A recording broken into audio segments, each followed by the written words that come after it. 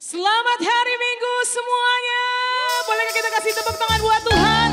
Sama-sama kita bangkit berdiri, kita mau meninggikan namanya. Sebab dialah yang layak kita puji, dialah yang layak kita sembah. Come on.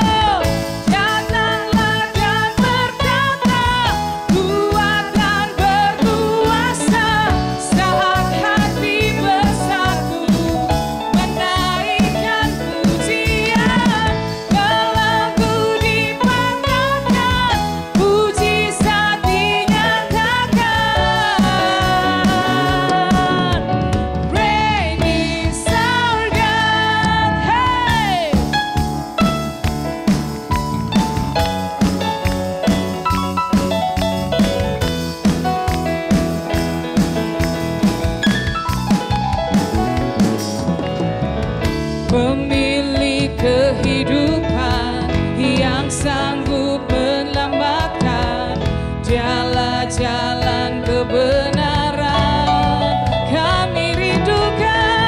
Kami rindukan kuasa lawatan-Mu.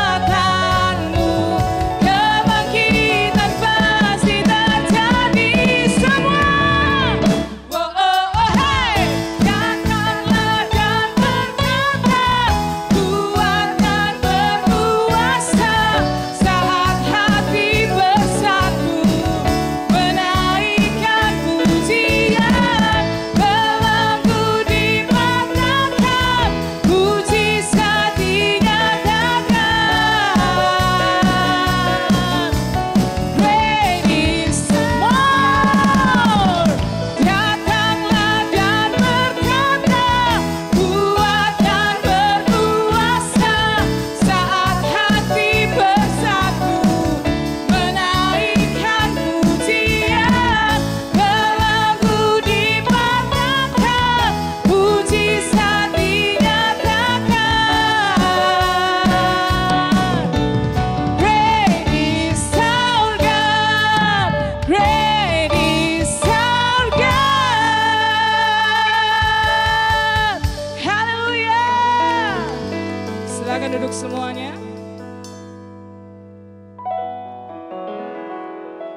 Kami bersyukur Tuhan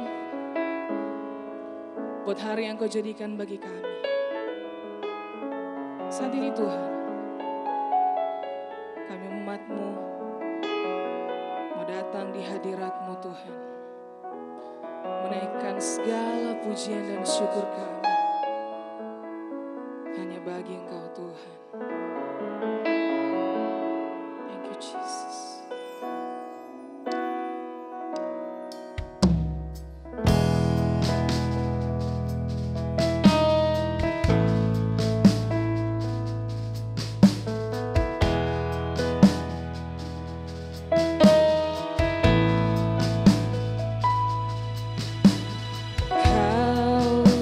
Kau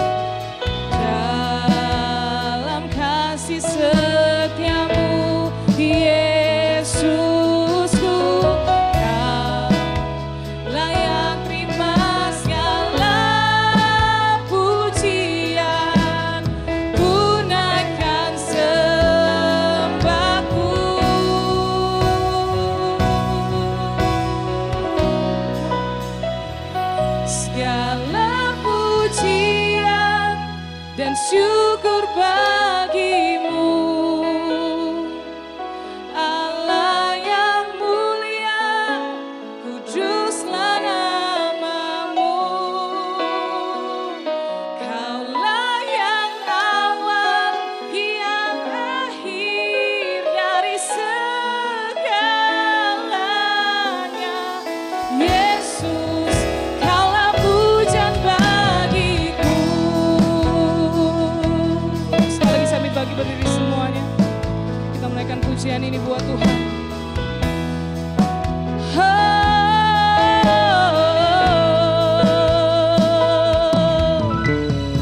Kau pencipta hidupku, pemelihara jiwaku. Kau layak terima segala pujian, ku naikkan syukurku. Kau pemilik hidupku, dalam kasih setiamu, Yesusku. Kau layak terima segala pujian, ku naikkan sembahku. Sama-sama sambil mengangkat tangan semua kita katakan, segala pujian dan syukur bagimu. Allah yang mulia, kuduslah namamu. Kaulah yang awal, yang akhir dari segalanya. Yesus, kaulah pujian bagiku. Segala pujian dan syukur bagimu. Allah yang mulia, kuduslah namamu. Kaulah yang awal, yang akhir dari segalanya.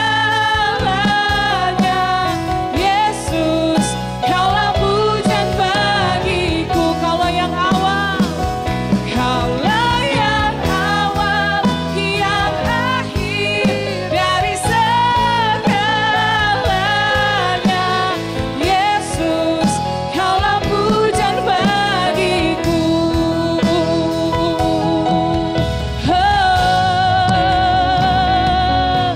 We coming to worship,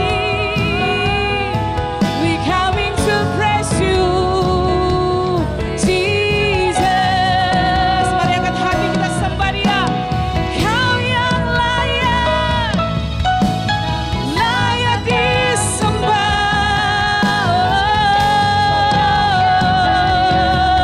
Jesus. One more, haleluya.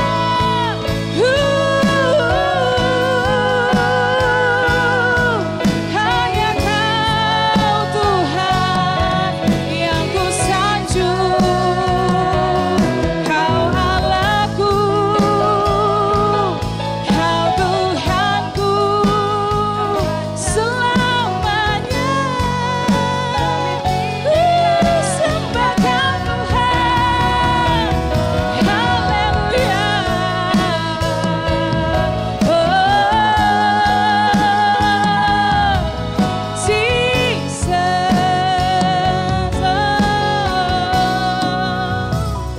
Segala pujian dan syukur bagimu. Allah yang mulia, kuduslah namamu.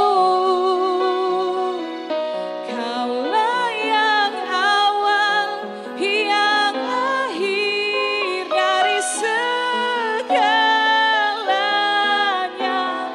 Yesus, kaulah pujian bagiku.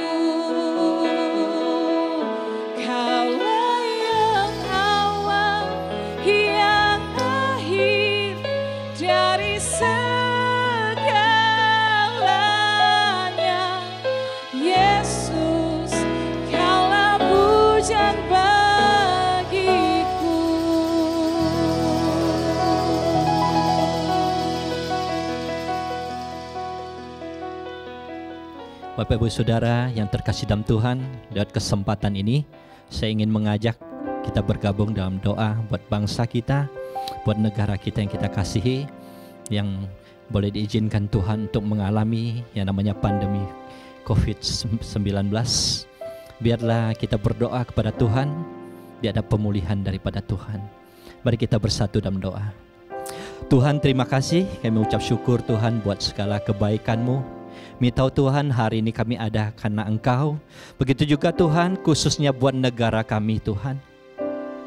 Kami rindu Tuhan negara ini Tuhan ada di dalam tangan-Mu. Biar Engkau juga menolong Tuhan setiap permasalahan yang ada. Tapi sebelumnya Tuhan kami mau berdoa. Engkau kudus sucikan kami Tuhan buat pendoa-pendoa yang bergabung bersama dengan kami. Mengingin Tuhan Kau suci kuduskan kami, biar kami layak di hadapan-Mu. Biar setiap doa-doa kami Tuhan boleh naik di hadapan-Mu. Kami bawa bangsa kami ke dalam tangan-Mu. Biar Tuhan belas kasihan-Mu turun Tuhan buat bangsa kami. Khususnya Tuhan buat Indonesia. Kami serahkan Indonesia dalam tangan-Mu Tuhan. Engkau tolong Tuhan kepala negara kami, Bapak Presiden bersama jajaran yang ada Tuhan. Biarkanlah Tuhan Kau berikan hikmat buat mereka, supaya mereka boleh mengatasi Tuhan setiap permasalahan, yaitu khususnya Tuhan sakit penyakit yang ada di negara kami. Serahkan Tuhan mereka dalam tangan-Mu, hikmat Kau tambahkan buat mereka Tuhan, supaya mereka boleh melakukan tugasnya dan ada jalan keluar di tengah-tengah pandemi ini Tuhan. Kami bersyukur Tuhan, kami juga berdoa buat dokter-dokter yang menangani, beserta Tuhan tim yang ada. Engkau juga tolong mereka Tuhan. Biar berkat-Mu juga turun atas mereka, yaitu berkat kekuatan, kesehatan Tuhan. Supaya mereka juga boleh Tuhan merasakan Engkau hadir di tengah-tengah mereka. Engkau juga jamah, berikan kekuatan, berikan kesehatan buat mereka. Setiap orang-orang yang dirawat Tuhan kami percaya Engkau akan memulihkan mereka. Engkau akan menyembuhkan di dalam nama Yesus. Yang sudah kena Tuhan sakit penyakit ini, kami juga minta belas kasihan-Mu turun atas kehidupan mereka. Biar lihat biru-biru-Mu juga Tuhan, Kau juga memulihkan kehidupan mereka Tuhan, di dalam nama Yesus. Terima kasih Tuhan, terima kasih di setiap daerah, provinsi yang ada, Kau hadir di sana Tuhan. Kau tolong mereka. Kami tahu Tuhan, mukjizat-Mu pasti terjadi. Terima kasih Tuhan. Kami juga berdoa buat kota Manado, khususnya Tuhan kota kami Tuhan. Kami juga minta Engkau juga menjamah setiap Tuhan kami yang ada, yang tidak ada jalan keluar sekalipun Tuhan, yang mengalami sakit maupun kehilangan pekerjaan. Biar Engkau tolong mereka Tuhan. Terima kasih Tuhan, terima kasih untuk jemaat Gilgal yang ada juga Tuhan, dimanapun mereka berada. Kami juga berdoa Tuhan, biar belas kasihan-Mu turun. Kau tambahkan iman percaya mereka Tuhan, supaya tetap berpegang teguh lewat apapun yang mereka alami. Amin. Tahu Tuhan, Engkau akan memberkati mereka yang tidak ada pekerjaan sekalipun Tuhan. Biar Engkau bukakan kembali pekerjaan yang ada. Yang letih lesu sekalipun Tuhan, Kau berikan kekuatan yang baru. Terima kasih Tuhan, terima kasih. Biar setiap doa kami panjatkan hanya dalam nama Yesus. Segala pujian, segala hormat hanya bagi Tuhan, di dalam nama Yesus. Haleluya, amin. Bapak Ibu Saudara yang dikasihi oleh Tuhan, salam sejahtera. Senang sekali bisa bertemu dalam kebaktian online ini. Saya percaya kuasa Tuhan tidak dibatasi oleh jarak dan waktu. Berapa banyak yang siap untuk belajar firman Tuhan? Yang siap boleh sama-sama katakan amin. Tuhan Yesus begitu baik. Hari ini saya akan menyampaikan sebuah tema, yaitu dalam takut akan Tuhan. Dalam takut akan Tuhan. Hari-hari ini ada banyak orang yang takut. Takut virus, takut sepi, takut bangkrut, takut susah, takut miskin, takut akan banyak hal. Ya, hal-hal itu memang harus ditakuti. Tapi ada sebuah takut yang harusnya dimiliki oleh semua murid Kristus, dimiliki oleh semua anak Tuhan. Namanya takut akan Tuhan. Begitu dahsyatnya hidup dalam takut akan Tuhan. Dan kita akan belajar hari ini tentang takut akan Tuhan. Karena kalau kita hidup takut akan Tuhan, semua jenis ketakutan-ketakutan yang tadi saya sebutkan di pembukaan khotbah tidak perlu ditakuti lagi. Ya, takut normal, tapi takut itu tidak akan menguasai kita. Karena ada jaminan dari firman Tuhan. Selama kita hidup dalam takut akan Tuhan, kita akan mendapatkan perlindungan dari Tuhan. Saya akan bagi khotbah ini dalam 2 bagian. Yang pertama adalah definisi dari takut akan Tuhan. Yang kedua adalah akibat atau hasil yang terjadi kalau kita hidup takut akan Tuhan. Saya akan mulai dengan yang pertama. Apa sih artinya takut akan Tuhan? Takut akan Tuhan punya arti yang pertama seperti ini. Memiliki kesadaran akan Tuhan. Memiliki kesadaran akan Tuhan. Sadar. Coba sama-sama katakan sadar. Ada istilah-istilah yang sedang tren, misalnya contoh ada orang yang sadar kamera. Wah, dia pokoknya kalau udah mau difoto atau kelihatan ada orang yang mau foto, dia langsung posisi. Angle, sudut mesti benar. Aku sebelah kiri dong, sebelah kiri. Karena kalau sebelah kiri kelihatannya lebih kurus. Ada yang langsung gini. Ada yang langsung begini, ada yang langsung begini, macam-macam deh. Ada yang langsung lihat begini, itu sadar kamera. Ada orang yang sadar kesehatan. Makanannya dijaga banget. Cuma boleh yang rebus-rebus, steam, yang mentah, di-grill, nggak boleh digoreng. Kenapa? Soalnya kolesterolku tinggi. Aku jaga berat badan. Pinggang nggak boleh membesar 1 senti pun. Soalnya aku nggak gitu tinggi. Minum vitamin, bikin jus, olahraga, jogging setiap hari. Sadar banget sama yang namanya kesehatan.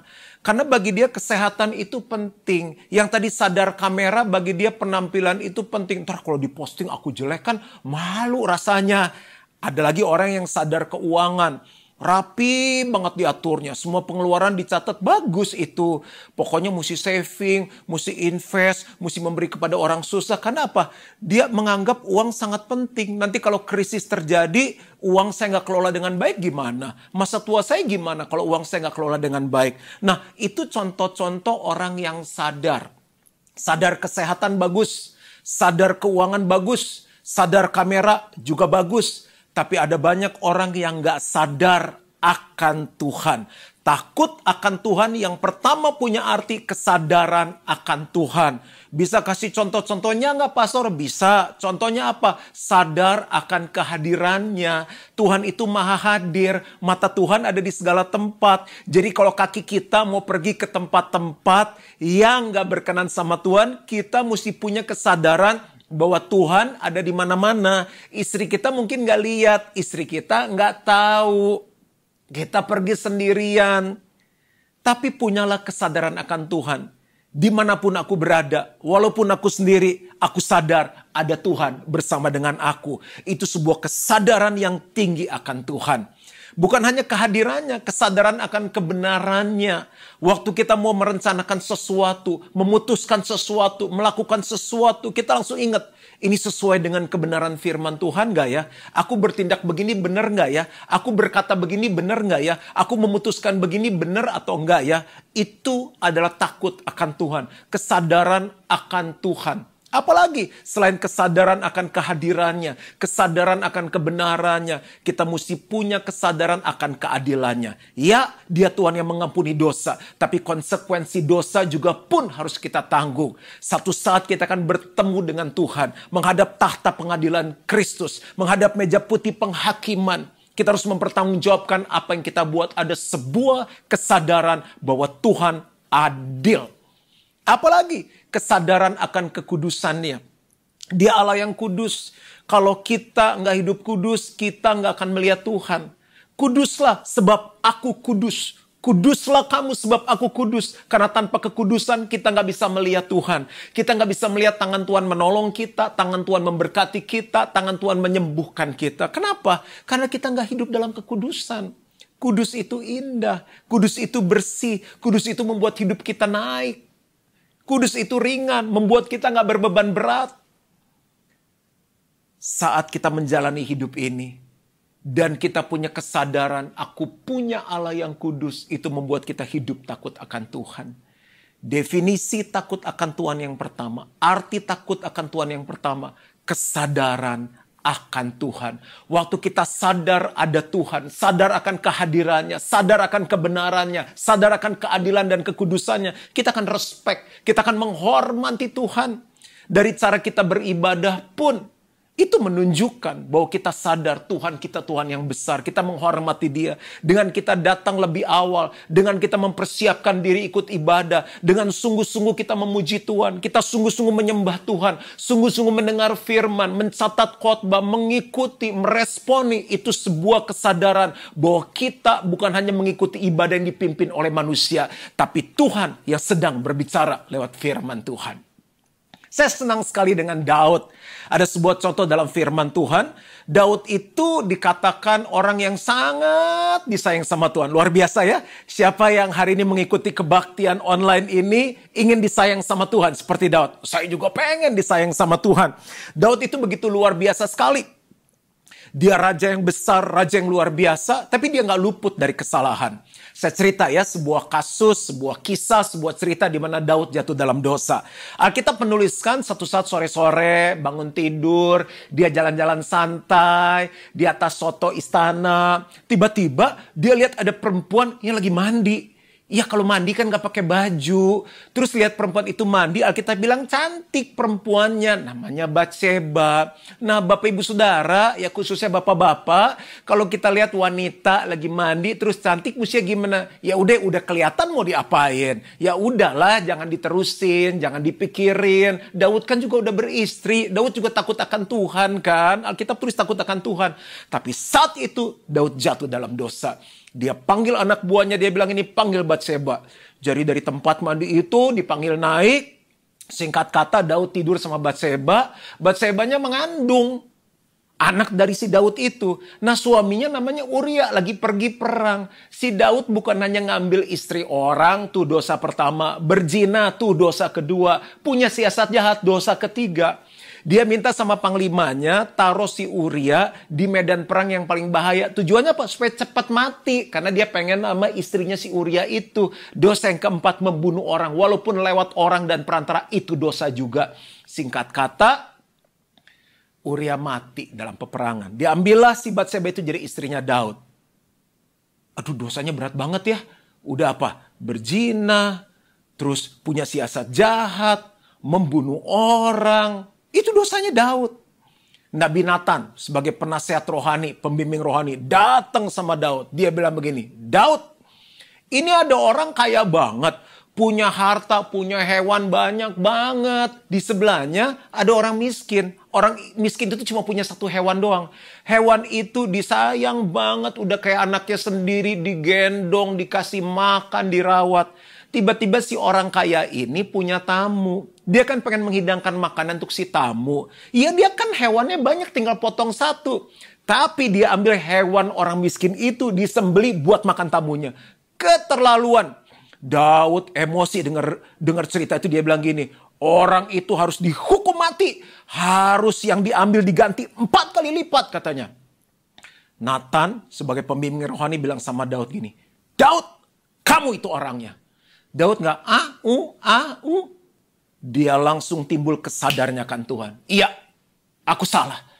Aku berdosa. Dia minta ampun sama Tuhan. Walaupun pada akhirnya anaknya mati. Saya baca dalam kitab Mazmur. Doa penyesalannya, doa mohon ampunnya begitu luar biasa. Daud sungguh takut akan Tuhan. Iya, dia pernah jatuh. Dia sungguh takut akan Tuhan. Dia pernah jatuh, tapi dia bertobat. Kita lihat firman Tuhan dalam Mazmur 51 ayat 5-6. Sebab aku sendiri sadar akan pelanggaranku. Ada kata apa? Sadar. Takut akan Tuhan punya arti apa? Kesadaran akan Tuhan. Bisa jatuh, tapi dia sadar. Sebab aku sendiri sadar akan pelanggaranku. Aku senantiasa bergumul dengan dosaku. Terhadap engkau sajalah aku telah berdosa. Dan melakukan apa yang kau anggap jahat. Supaya ternyata engkau adil dalam putusanmu. Bersih dalam hukumanmu. Ada satu bagian lagi yang dia bilang ini, Tuhan jangan ambil rohmu daripadaku. Dia benar-benar sadar dan menghargai kehadiran Tuhan dalam hidupnya. Ada satu ayat yang saya ingin bacakan dalam Filipi 2 ayat 12. Hai saudara-saudaraku yang kekasih, kamu senantiasa taat. Karena itu tetaplah kerjakan keselamatanmu dengan takut dan gentar. Dengan takut dan gentar. Bukan saja seperti waktu aku masih hadir, tetapi terlebih pula sekarang waktu aku tidak hadir.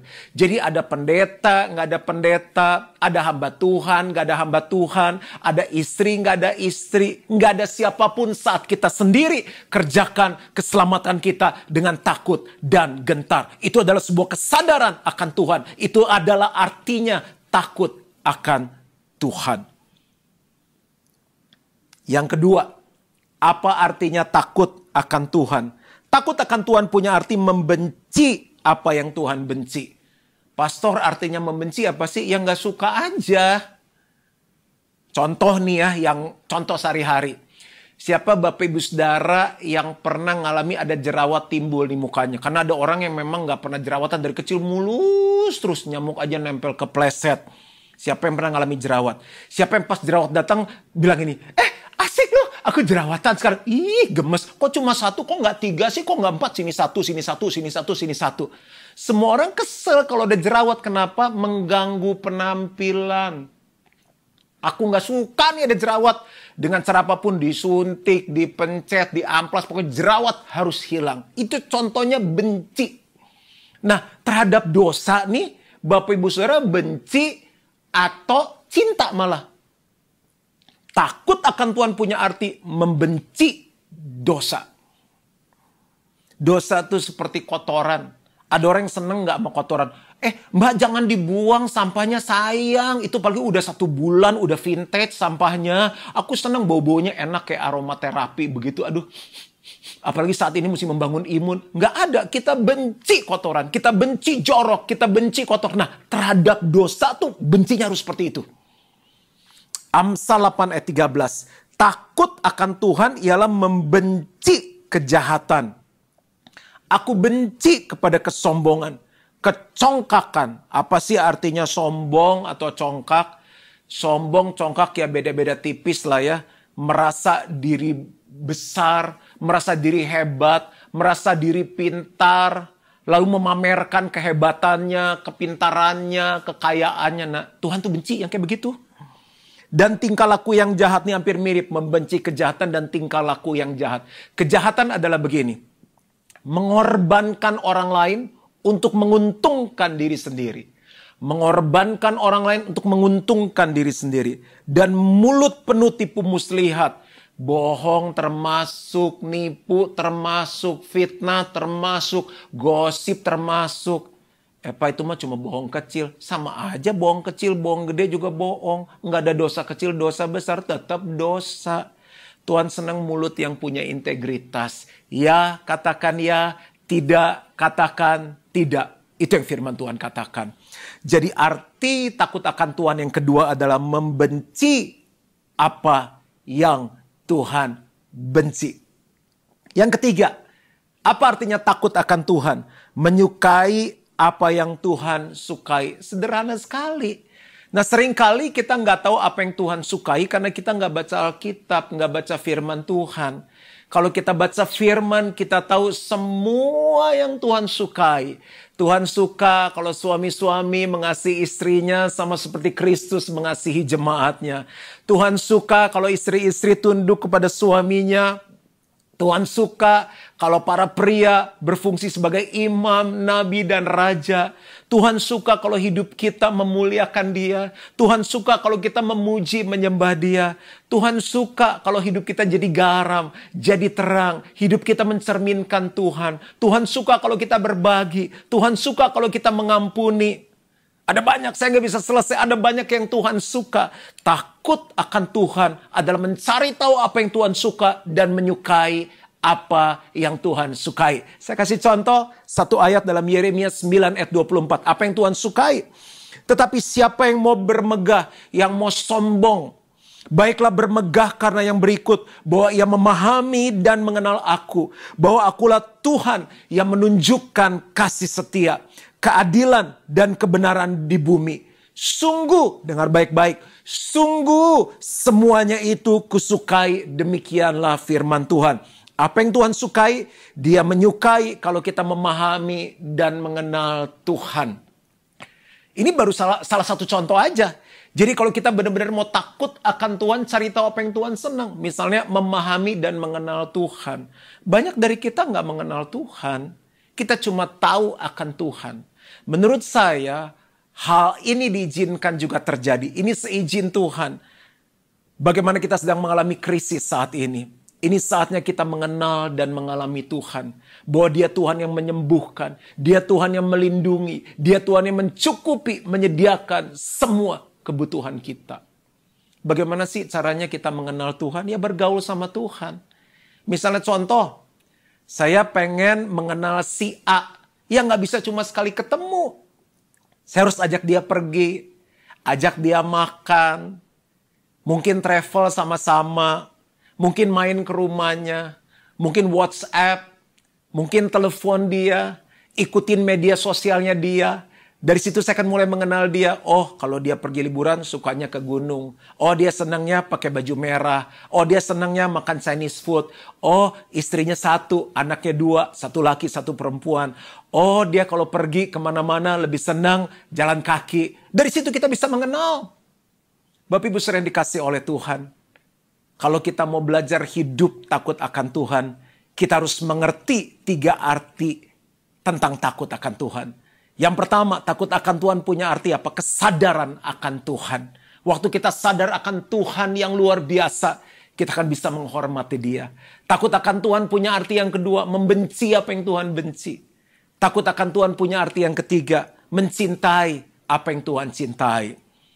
Dan saya akan tutup dengan bagian yang kedua, apa yang akan kita alami jika kita takut akan Tuhan. Apa yang akan kita alami jika kita takut akan Tuhan? Sebetulnya ada banyak yang akan kita alami, cuma saya akan ambil 3 saja, supaya kita juga mengerti apa yang akan kita terima dari Tuhan. Yang pertama, ada arahan Tuhan. Dalam hidup kita perlu arahan Tuhan. Yang mau menikah, perlu arahan Tuhan. Aduh, jodoh saya siapa nih ya? Mau bisnis perlu arahan Tuhan. Aduh Tuhan, hidup di era sekarang, era milenial nih. Promosinya harus gimana, marketingnya harus gimana, penjualannya harus seperti apa, manajemennya harus seperti apa, atur keuangannya seperti apa di zaman-zaman akhir ini. Mimpin gereja juga perlu arahan Tuhan. Saya ini khotbah perlu arahan Tuhan. Membesarkan anak perlu arahan Tuhan. Dalam segala aspek kehidupan kita, kita perlu arahan Tuhan. Ini akan kita alami kalau kita hidup takut akan Tuhan. Mazmur 25 ayat 12. Siapakah orang yang takut akan Tuhan? Kepadanya Tuhan menunjukkan jalan yang harus dipilihnya.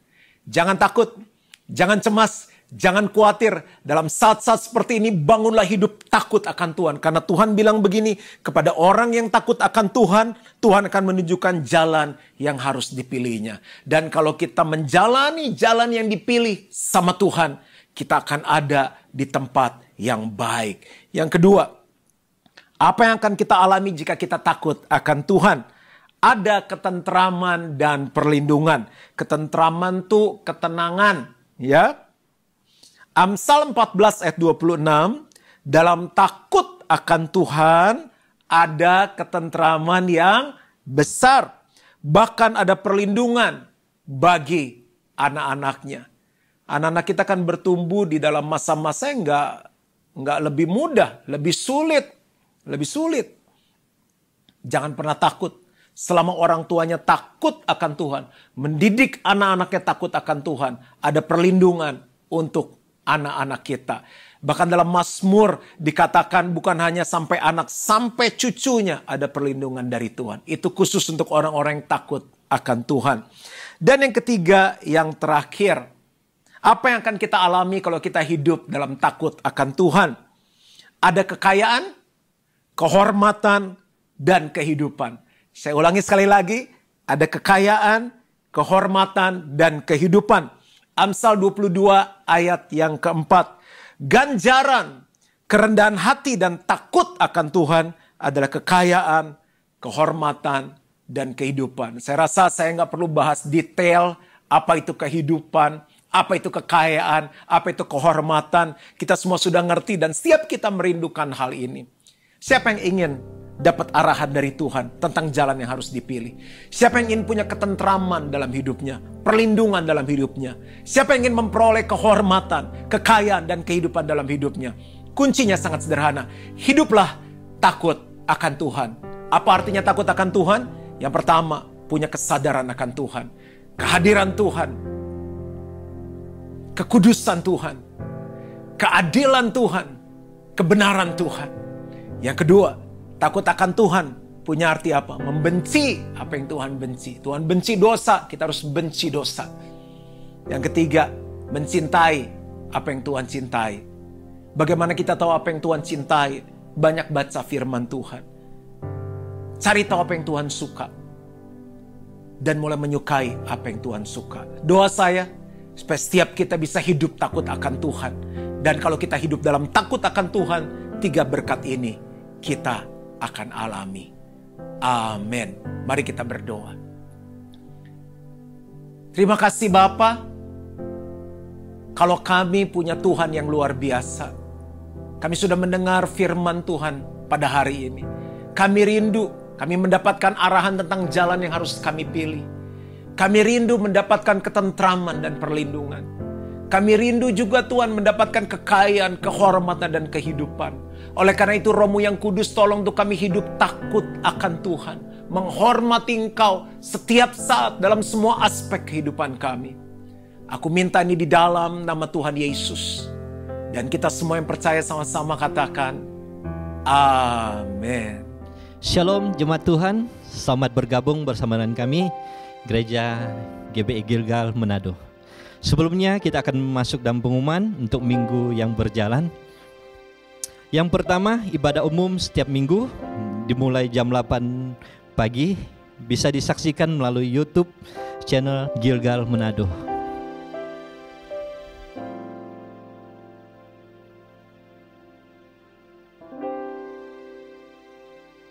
Selanjutnya, ibadah online KID tetap minggu jam 9 pagi.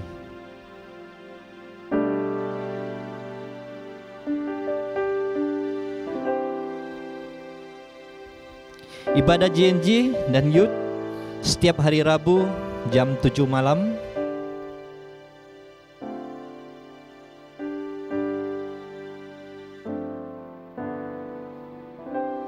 Bagi Bapak Ibu Saudara yang terbeban untuk membantu saudara-saudara kita yang terkena dampak krisis pandemi saat ini, bisa ditransfer ke rekening berikut ini.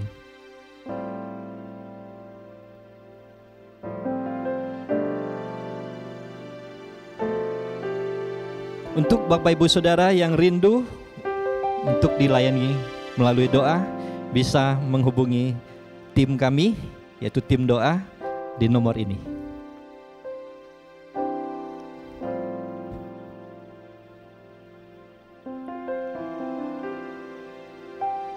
Bapak Ibu Saudara yang akan memberi persembahan dan perpuluhan dapat ditransfer ke nomor rekening yang tertera berikut ini. Telah dibuka pendaftaran bimbingan pranikah. Bagi saudara-saudari yang mau mengikuti bimbingan pranikah bisa menghubungi bagian pengajaran di nomor tertera ini.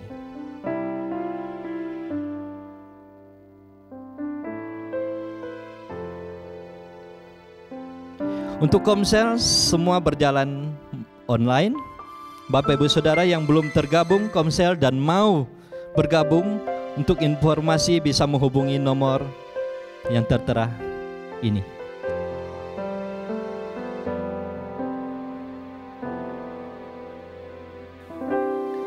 Bapak Ibu Saudara yang dikasih oleh Tuhan, kebaktian online kita sudah selesai. Saya mau doa berkat untuk Bapak Ibu. Mari kita mengangkat kedua tangan kita di hadapan Tuhan dan terima berkat dari Tuhan. Jemaat yang dikasih oleh Tuhan, kebaktian online kita sudah selesai. Terimalah berkat dari Allah Bapa yang akan memberkati kesehatanmu, memberkati keluargamu, memberkati bisnis, pekerjaan dan keuanganmu, memberkati sekolah dan kuliahmu, memberkati kerohanianmu sehingga bertumbuh, berbuah lebat.